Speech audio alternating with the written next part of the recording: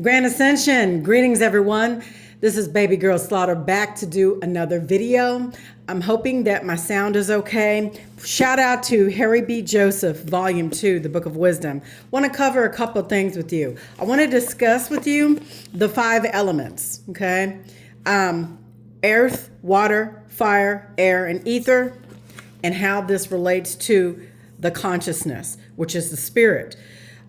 We have earth, which is the bottom of the jaw, water, which is the area here in the mouth, air is breath, fire is light, and then spirit is the mind, where you meet Christ in the air, okay? It says, the base of all physical matter is ether. And let me move this out, if I can, a little bit from my camera.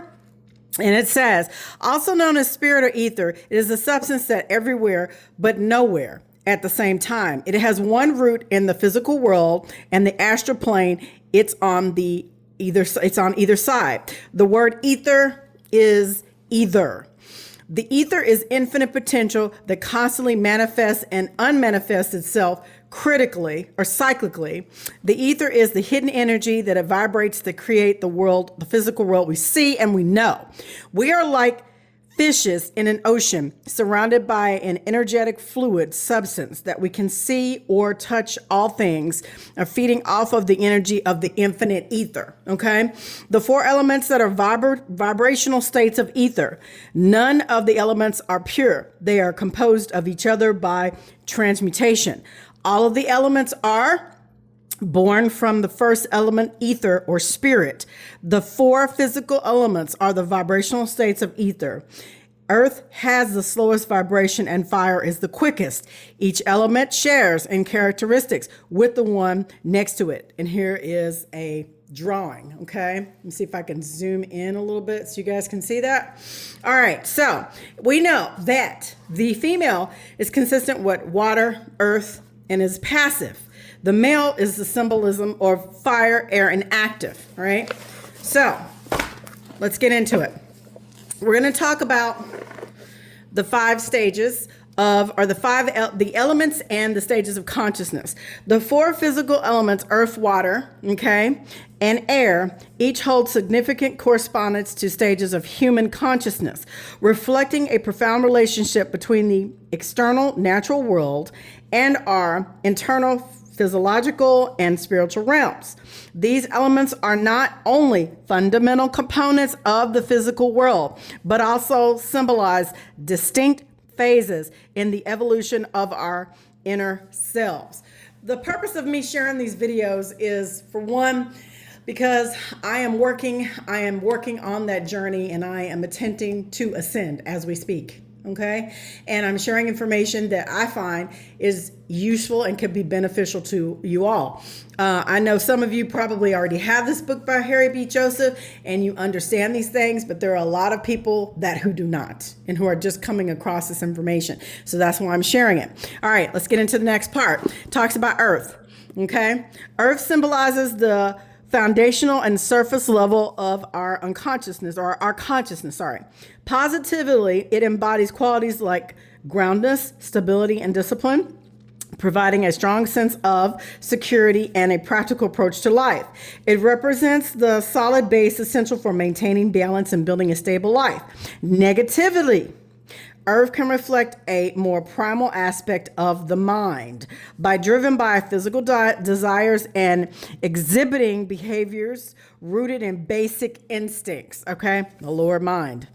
The aspect highlights a 3-dimensional awareness focused on immediate material needs and concerns. Overall, Earth signifies the fundamental stage of both our inner and outer worlds, offering the grounding and structure necessary for further growth and development. 99.9% of the population, no, I can say that. Let me say this. Let's say 85% of the population is operating in the earth mode or the lower aspect, the lower consciousness, right? Very few people walk around operating in a higher state of consciousness or higher mind, okay? There are some, but there are more that do not. Water signifies the emotional and relational dimensions of consciousness. Its ability to flow and adapt mirrors the fluidity of our emotion, emotions, intuition, and interpersonal dynamics. The stage involves exploring and understanding our feelings, adapting our emotional responses, and deepening our connections with others. Additionally, water symbolizes the initial stage of awakening, representing the cleansing and renewal of the lower carnal mind. This purification process leads to a rebirth into a more refined state of mind, one that is prepared to move forward into truth and enlightenment. In other words, what I'm trying to simply break down is there are 5 stages of consciousness, and we all go through these stages when we go through the ascension process. Now, this may come across or this may rub a few people the wrong way. I'm simply sharing information. It is up to you to do your research. I want to quickly go over to, since we're talking about water, I want to cover this other part on the other page. It's called the true meaning of baptism. I grew up in the church. I've went to many different churches and have been in many different denominations, from Jehovah's Witness, Baptist, Presbyterian, non-denominational, Church of Christ. I've even gone to a couple of Wiccan consortiums. So I'm just going to say this. The kingdom of heaven is within you. It has taken me a very, very long time on this journey to discover that. And yet I am only scratching the surface of who I am and what I possess, right? I'm just simply sharing this information with you all. It is up to you all to do your own research and come up and use your own discernment. Come up with the answer that best suits you and that you understand, and you move forward according to your own understanding or understanding, all right? Overstanding, understanding, understanding. So the true meaning of baptism, all right? Now, baptism is a deeply spiritual or significant ritual in the Christian faith, embodying a multitude of meanings. One of the primary reasons Christians perform baptism is the belief that it symbolizes the washing away of our sin and the purification of the individual. Some churches do sprinkling, others do a full dunk in a whirlpool, all right? I've done both. This act represents a fresh start, a moral renewal, and the beginning of a journey to cultivate a relationship with Yeshua, or they have Jesus Christ, but we know his name was not Jesus because the J wasn't invented until 1524. Christ is a title. The gentleman's name was Joshua or Yeshua, all right? Through baptism, individuals are thought to transition from a life of sin or divine grace. Okay, let me read this one more time. All right. Through baptism, individuals are thought to transition from a life of sin or ignorance into a new life of faith, reflecting the transformative power of divine grace. The ritual marks not only a new beginning, but also a commitment to living in accordance with the teachings of Christianity, right? Integrating the baptized person into church and formally acknowledging their place within the religious community. They kick you through what's called a new converts class, and you are paired with a sister or a brother that can, you go through Bible study, you are, have a direct connection with the church and with people within the church because you're a new Christ, or you're a new babe in Christ, okay? I'm just saying. This is some churches how they operate. When baptism is often understood in these esoteric terms, which pertains to the outward, commonly accepted meanings within the religious tradition, it is important to recognize that religious rituals carry deeper esoteric meanings that are immediately apparent. Esoteric teachings provide external knowledge and practices as accessible to the broader religious community. But the esoteric teachings, those hidden teachings, hidden meanings, right? Deeper truths, are often reserved for those who seek a more profound understanding. So you're only getting one level. If you're only scratching the surface, that's it. When you're getting these teachings straight off the muscle when you go to a religious consortium, okay? I'm just saying, I'm not trying to rub anybody the wrong way. We're here learning, we're here growing, and we are learning exponentially, correct? So, it says, from an esoteric perspective, baptism is merely about physically immersing oneself in water. It is symbolic of something much deeper. Water as an element is traditionally associated with cleansing, renewal, and life. I just read to you guys, if you joined me earlier, over on Facebook and also here on YouTube, I uploaded a video probably about 30 minutes ago talking about the navigator who crossed the ice walls, part 2. I read chapters, I believe 17 through 19. And on chapter, I believe it was 19, it talked about the waters above. There is a waters above which the custodians cannot touch. And it is from the all-powerful, all-being source, or God, if you want to call it that, the creator of all. All right. So water has a deep symbolic symbolism, and water has a deep physical, esoteric, physical presence, and also esoteric now. So it's threefold. It's multi-layer. Okay. So again, water as an element is traditionally associated with cleansing, renewal, and life. It has the power to wash away iniquities or impurities and reveal the truth that lies beneath. In the symbolic framework, though, baptism represents the purification of the mind and spirit and a process of washing away the lower, more the aspects of oneself to provide a higher, more enlightened state of being. As I said before, and I showed you in this drawing, water is here. Air, fire, and spirit. You're going through a change within the physical body. And let me see if I can get to a picture real quick, because you know I've got a lot of pictures. Here's the symbolism here, the frequencies within the body. Heaven, our head. Earth is these planes. Hell is the lower aspect of the physical body, the heel that touches the earth. So you're going through various states of consciousness when you start to go through this ascension journey. You need to understand that, understand it, right? So that's why I'm reading this to explain this to you. So what it says is, and let's read this last part again, purification of mind and spirit, a process of washing away the lower, more base aspects of oneself to reveal a higher, more enlightened state of being. I've always said, and if you go back and you listen to my videos, I've always said you have to go through a process, right? It's like an onion. You have to peel away the layers. Since we've been born into these avatar bodies, we've been conditioned and programmed since birth. You have to unprogram your mind. And this is the walk, or I'm not gonna say the teachings, but it explains to you what this process is and how it happens. Everybody's different.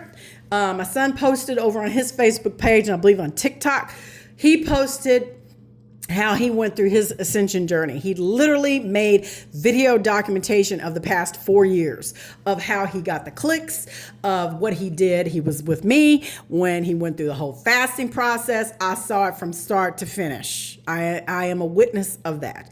Everybody's journey will be different. Okay. But he has shared some of the things that he did. And, you know, I'm doing some of the same things. I'm just now becoming more focused into that process. Right. And, you know, everybody does it at their own speed and their own level. I'm just here to share some information with you guys. Next part. When someone initiates into the esoteric or occult studies, they are said to be reborn, seeking truth and striving to transcend the limitation of the lower mind, which means to let go of the physical things of this world. It means to unprogram your mind and stop following mainstream narratives like TV, news, entertainment, sports. Pretty much when you start to grow in understanding and you start learning the truth and you're accepting it and you're going within meditation, breath work, and fasting and prayer and changing your diet, you don't really want to listen to all the BS. It does something to you to where you don't want to even listen to it. Television is tell a lie with your vision. You begin to change. It's internal. You can't help but change. So it says, this initiation is symbolized by the act of baptism, which represents entering a new stage of consciousness, moving from the earth element, which symbolizes material existence,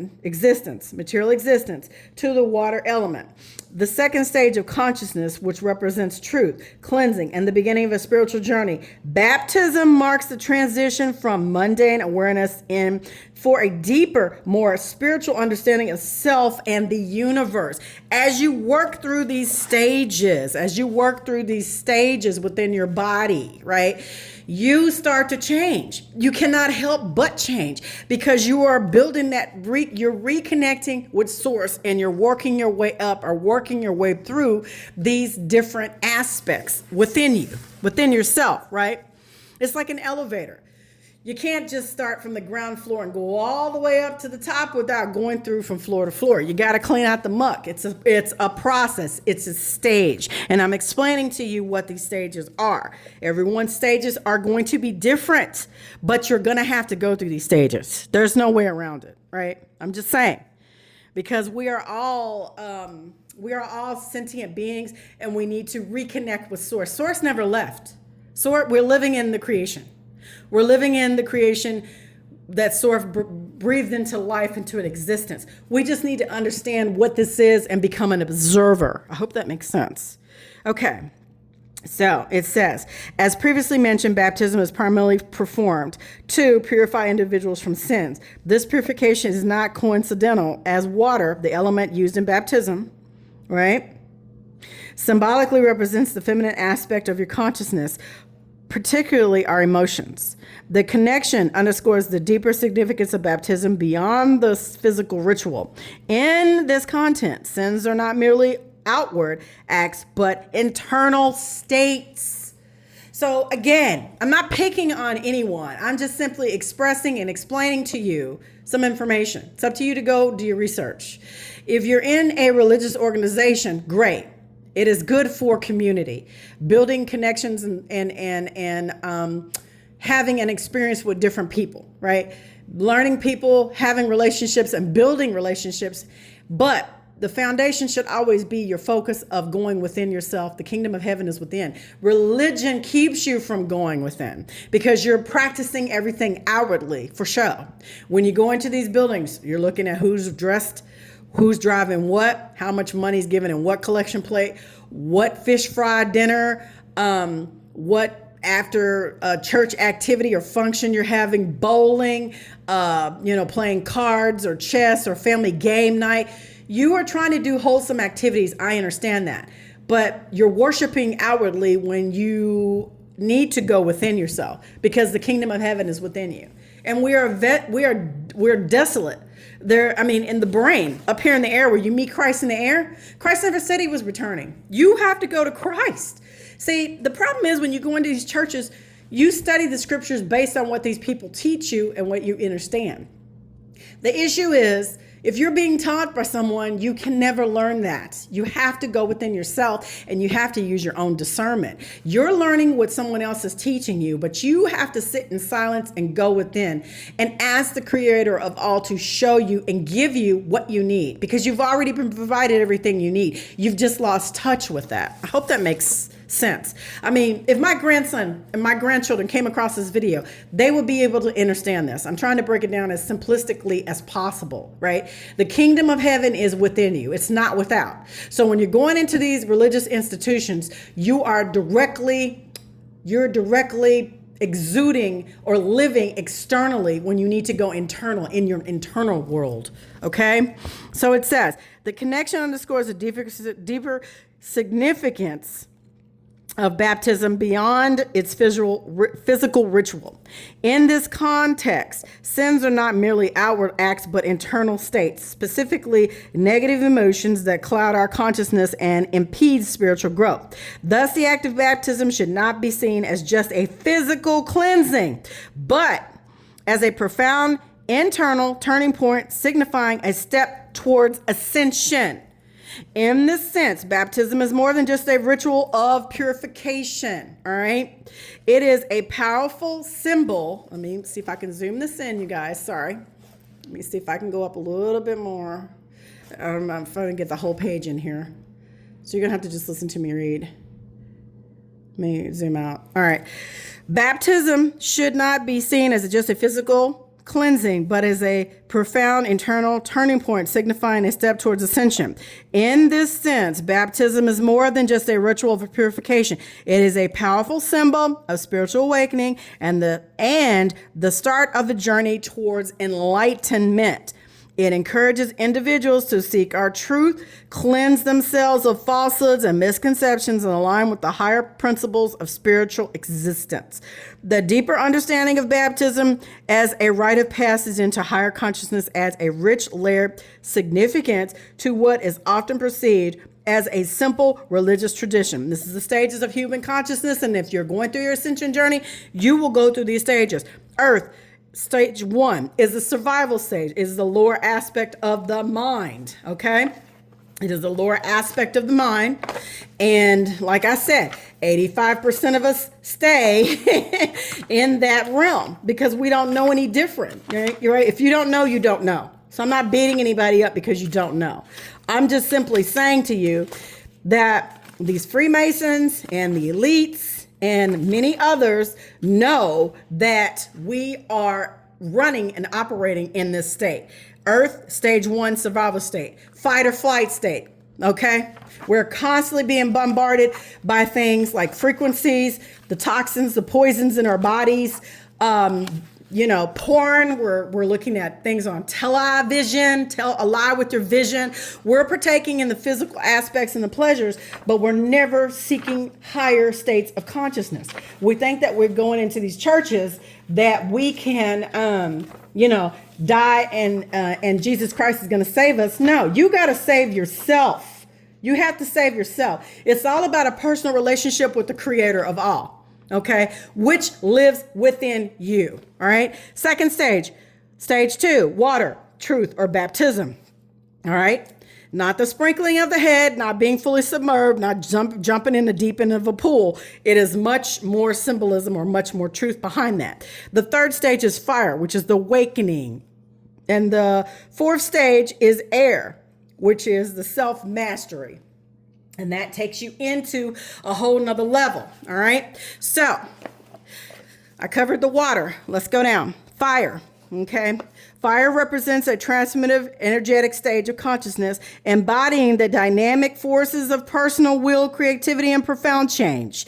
The element is a symbol of our inner drive, ambition, and the powerful transformative processes that propel us as towards personal growth and self-realization. It signifies the burning desire within to evolve, pushing us to break through limitations and embrace new possibilities. Fire also marks the awakening stage where one begins to truly become enlightened, igniting the passion and energy necessary to pursue deeper truths, spiritual awareness, and a higher state of being. And this is what I'm striving towards, and this is what we all should be striving towards. Though everybody has a different path and a different walk in life, right?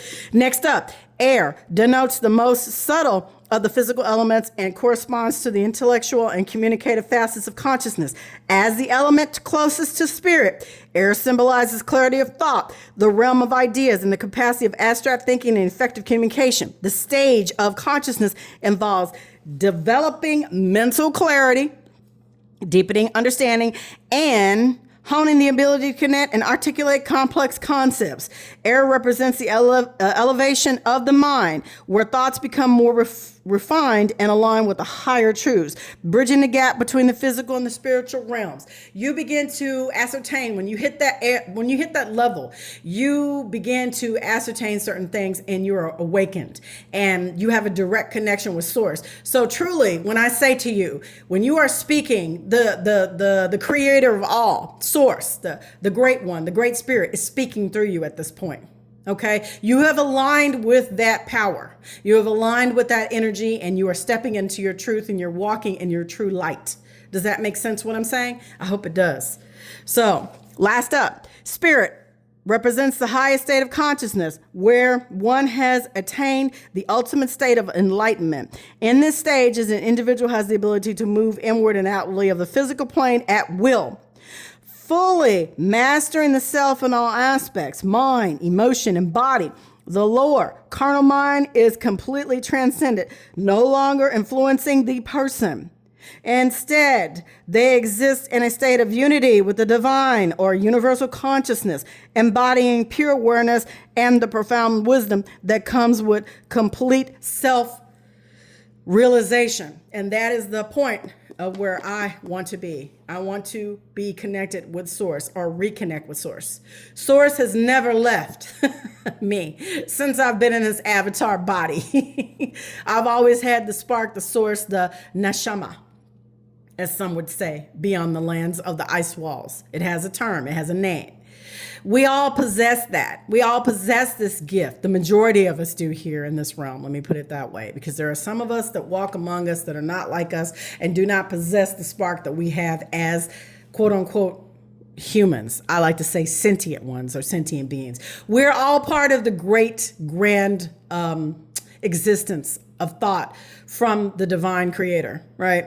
We exist within creation, but some of us are at different levels, starting off the bat, out the muscle, being born. And this is why they want to take away those things that make us the way we are, quote unquote human, by injecting us with the, with the ouchie fauci and giving us bugs to eat and GMO food, 3D printed meat.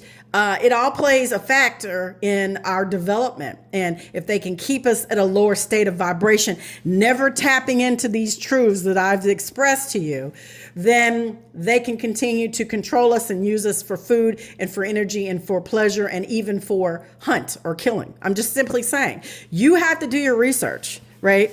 So I wanted to share to you today the elements and stages of consciousness, the true meaning of what I called baptism. Okay? It's a great breakdown of this. Okay?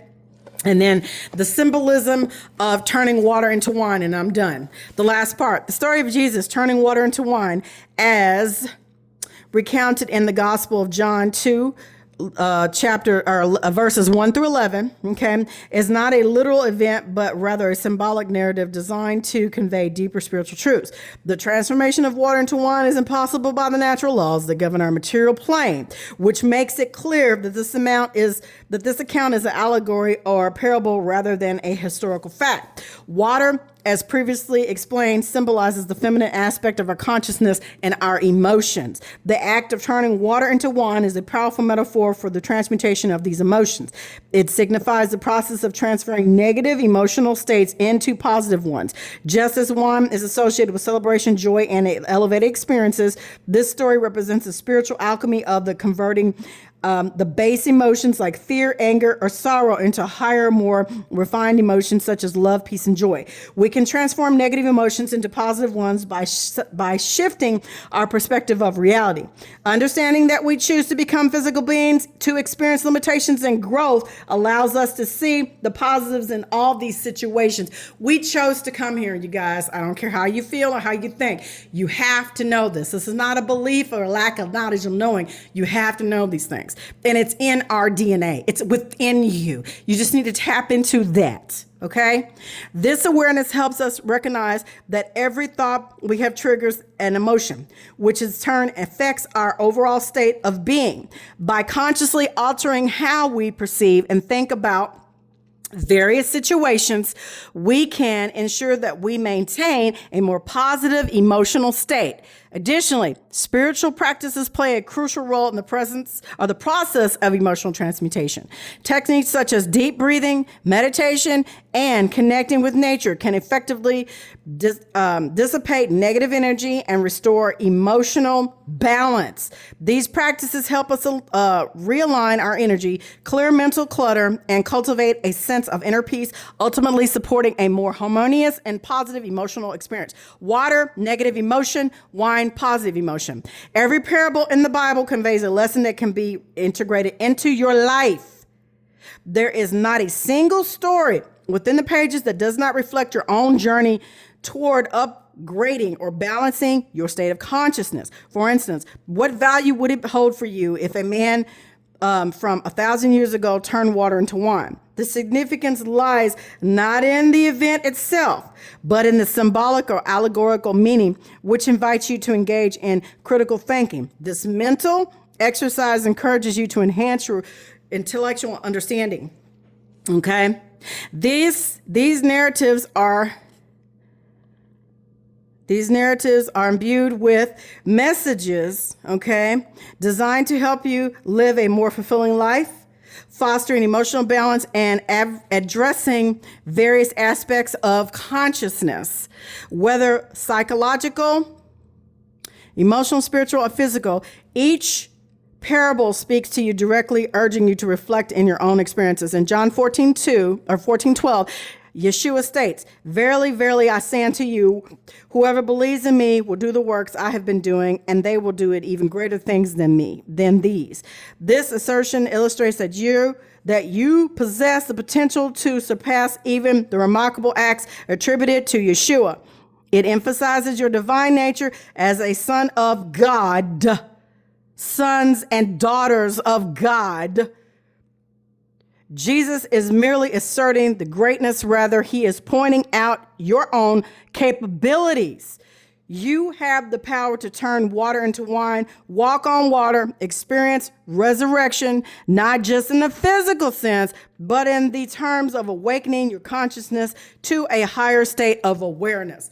And that, my friends, is a wrap. That's all I got to say. So, in closing, I read to you sections from the Book of Wisdom, Part 2, Harry B. Joseph, and I showed you illustrations from Part 1, Volume 1, the Book of Wisdom.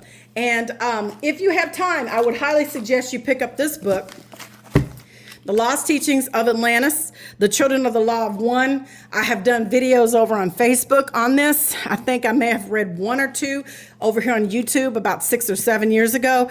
As you can see, I have really went through this book and highlighted and marked this book and wrote in pages, and I have the workbook to go with it. I highly suggest you guys seek out the YouTube teachings. I will reshare this reading from a young lady that has done this whole entire book. So you can listen to it at night. Also, I'd highly recommend you to listen to the Emerald Tablets of Hermes Trismegistus, or Emerald Tablets of Thoth. Gerald Clark, my mentor, who is no longer in this realm with us, rest in power, Gerald. He did an illustration over that, but there are several readings of the Emerald Tablets, so I highly suggest you just start reading at night instead of watching TV. Put this on, listen to it. Also put on the Emerald Tablets of Thoth at night and listen to it, and definitely read before you go to bed. Shut your phones off at least an hour before you go to sleep. Put it in another room or put it on the opposite side of the room. Put it in a Faraday bag so that you won't get the EMF. Unplug everything in your bedroom. Make sure the lights are out. It's in complete darkness. And try to go within and start doing your breath work and meditation at night to help you ease into that realm, okay? Because we all need to ascend. It is no longer, it's no longer a game. This is mandatory. If you want to break free from the perverseness and the things that are going on in this realm and help others, the only way you can do that is to work on self and to go within. I hope this lesson has been beneficial. I hope this reading, I won't even say lesson. Let me just say, I hope this has been beneficial to some, and I appreciate you taking the time out to listen to me. You guys have an amazing day, and remember what I always say, be the change you want to see all around this earth dome, because it's up to you and I to make that positive change. I'll talk with you guys soon.